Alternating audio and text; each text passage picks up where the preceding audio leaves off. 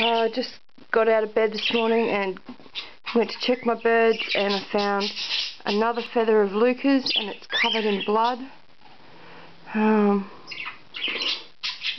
Another feather that's fallen out.